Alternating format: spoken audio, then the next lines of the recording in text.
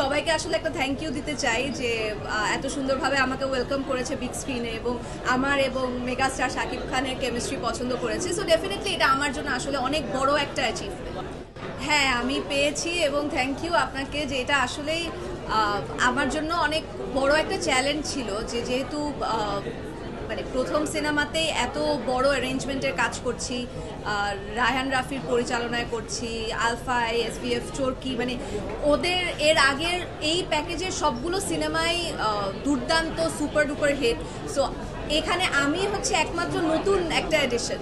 So এটা কিভাবে করে কাজ করবে সেটা নিয়ে অবশ্যই একটা চিন্তা, কনফিউশন ছিল, বা দর্শকদের রিয়াকশন পেয়ে, দর্শকদের ফিডব্যাক পেয়ে আসলে ভীষণ খুশি, খুবই ভালো লাগছে এবং সবাইকে আসলে একটা থ্যাংক ইউ দিতে চাই যে এত সুন্দরভাবে আমাকে ওয়েলকাম করেছে বিগ স্ক্রিনে এবং আমার এবং মেগাস্টার শাকিব খানের কেমিস্ট্রি পছন্দ করেছে। সো ডেফিনেটলি এটা আমার জন্য আসলে অনেক বড় একটা অ্যাচিভমেন্ট। বলছে যে কেমিস্ট্রিটা পছন্দ হয়েছে, যেহেতু এই কেমিস্ট্রির ব্যাপারটাই আমাদের মানে আমার জন্য একটা চিন্তার বিষয় ছিল, চ্যালেঞ্জের বিষয় ছিল।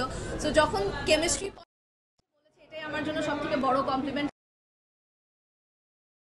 সবাই লিচুর বাগান বা সবগুলো গান যেভাবে করে এনজয় করছে, ওইটা আমার কাছে খুব ভালো লেগেছে। আসলে পরিবারের কাছ থেকে আমার কাজের ক্ষেত্রে সবসময় এক ধরনের সাপোর্ট পেয়ে এসেছি।